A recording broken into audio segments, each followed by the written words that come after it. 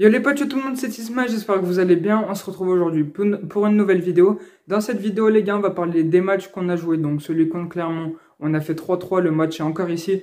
La remontada était belle pour les Clermontois et Lyon, malheureusement, ça n'a pas été très beau, enfin beaucoup de réussite pour ce match-là. On va parler aussi du match contre Nantes qui s'est joué vendredi soir, auquel on a gagné 1-0, la première victoire du championnat pour cette saison. Enfin. Et on va aussi parler du mercato parce qu'il y a deux officialisations, il y a aussi quelques rumeurs et du groupe de la Ligue Europa qui a été tiré vendredi à midi, plutôt favorable par rapport à Marseille ou Monaco. Allez, c'est parti pour la vidéo. C'est parti tout de suite pour la première partie de la vidéo, le match contre Clermont, on a fait 3-3. Je n'ai pas envie de m'attarder beaucoup dessus, un doublé de Moussa Dembélé et un but de Lucas Paqueta. Le but de Lucas Paqueta est magnifique et Moussa Dembélé a marqué beaucoup de points. Mais par contre, on a pris qu'un point, l'OL a pris qu'un point sur ce match alors qu'on aurait eu l'occasion de tuer le match, de faire 4-1, même un peu plus. On a eu 5 occasions de finir le match.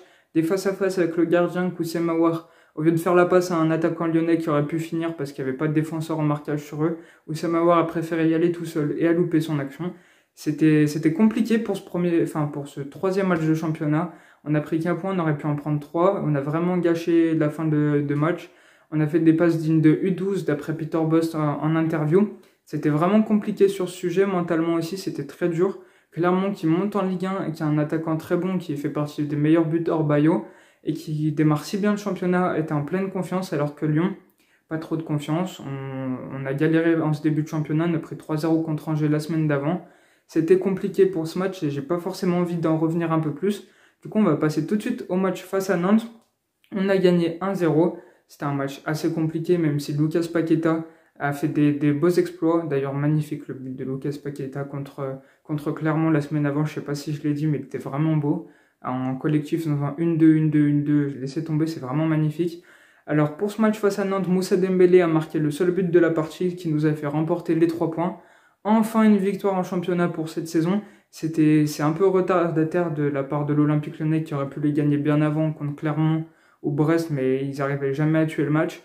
On va voir ce que ça donne tout simplement pour la suite, parce que c'était quand même mitigé face à Nantes. Shaqiri n'était pas titulaire, on était sur un 4-2-3-1, avec Paqueta qui était milieu offensif droit, je crois, ouais c'est ça. Oussem Aouar qui était sous Moussa Dembélé, Oussem Aouar qui fait pas des matchs exceptionnels, mais qui avec Lucas Paqueta pouvait faire quelque chose de bon. Lucas Paqueta a été élu homme du match. Anthony Lopez, ça fait 2 matchs contre Clermont et contre Nantes, qui tient tout simplement à l'équipe. C'est un vrai patron. Peter Bosz voulait recruter un gardien, mais alors Anthony Lopez, c'est quelque chose quand même. Il faut vraiment le conserver et pas acheter un deuxième gardien, même si Onana était annoncé plus tôt dans le mercato, mais là c'est mort, même si Jean-Michel Aulas dit le contraire. À mon avis, il bluffe un peu. Donc on va voir ce que ça donne pour la suite du championnat. On n'était pas serein dans toutes les parties du match. Et du coup, voilà pour les matchs. Petit point classement. Avant les matchs du samedi et du dimanche de Ligue 1, on est 6e de Ligue 1, à égalité de points avec Rennes. On va voir ce que ça donne pour la suite. Après, on jouera contre Paris le 19, mais avant le 19, on joue contre Strasbourg. Ouais, le premier match de septembre, on jouera contre Strasbourg. On espère on va prendre les points, même si contre Paris, ça va être très dur.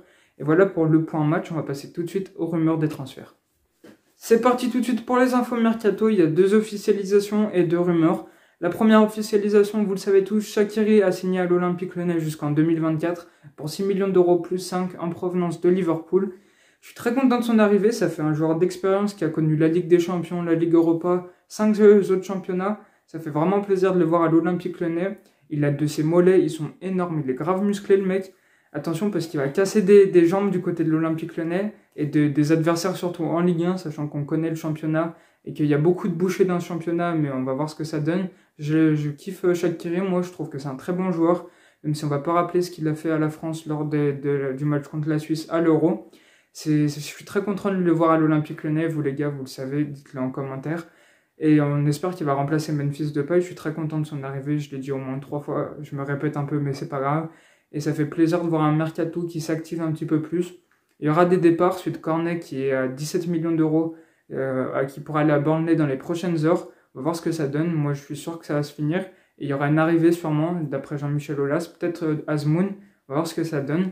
Et la deuxième arrivée officielle de l'Olympique Lyonnais, c'est un joueur qui vient d'un club affilié à l'Olympique Lyonnais. C'est Celestino Lala, il a 18 ans. Et il vient tout droit de l'AS Dakar Sacré-Cœur. un club affilié à l'Olympique Lyonnais depuis plusieurs années. C'est le troisième joueur de ce club qui signe à l'Olympique Lyonnais et je suis très content de voir que les affiliations marchent très bien et que ça fait des plus grands réseaux de recrutement pour l'Olympique Lyonnais. On va voir ce que ça donne dans le futur. On attend de voir tout simplement. Ensuite, les infos mercato parce que c'est la plus folle. David Neres pourrait rejoindre l'Olympique Lyonnais et d'ailleurs il y a une anecdote sur son sujet qui s'est passée dans la semaine. Tous les groupes de supporters sur Insta ont demandé d'aller commenter sous sa dernière publication sur Instagram, je vous mettrai des screens au montage, d'aller écrire comme tout Lyon. Alors moi j'allais le faire comme tous les supporters lyonnais parce qu'il y a une force dans les supporters lyonnais, ils sont vraiment forts pour faire des choses comme ça. On a déjà vu du côté de Marseille, mais de Lyon c'est vraiment exceptionnel ce qui s'est passé.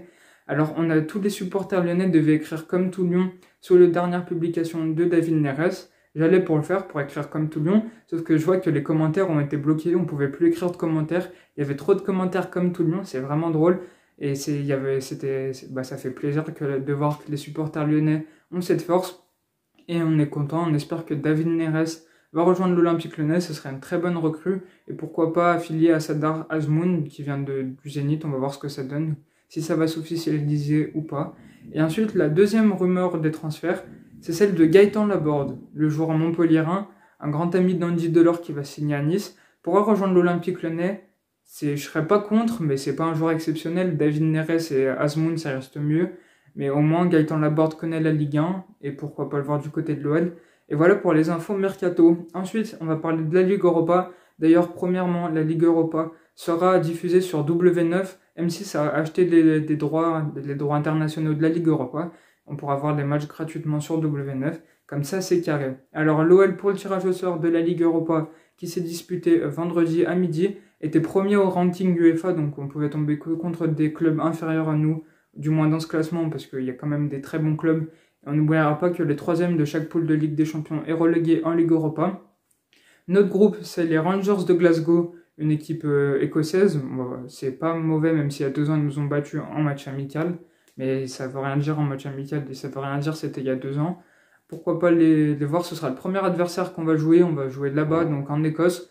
Ce sera courant septembre, un peu plus que le 15 septembre, 16 septembre par là, avant le match contre le PSG. Ensuite, c'est le Sparta Prague, une équipe République tchèque, donc une équipe tchèque. Je serais pas contre voir ce match, mais ça reste assez abordable. Et la dernière, c'est l'équipe danoise de Brøndby. J'espère que j'ai bien prononcé. Brøndby. On va jouer cette équipe danoise pour la Ligue Europa. Moi, je pense que c'est assez abordable. On va voir ce que ça donne. On doit être premier, c'est sûr. Il n'y a plus d'excuses, on doit être premier. Jean-Michel Aulas l'a dit. On doit être premier, on doit aller dans le dernier carré de la Ligue Europa. J'espère qu'on va la gagner, même si les troisièmes de Ligue des Champions vont arriver et que ce sera une autre paire de manches, mais ça on verra dans les 16e de finale et après dans les tours à élimination directe. J'espère qu'on va finir au moins dans un premier temps premier de la poule et ce sera carré. Et c'est la fin de la vidéo les gars, j'espère que vous l'avez kiffé. Si c'est le cas, n'hésitez pas à liker, à commenter et à vous abonner. Ciao ciao.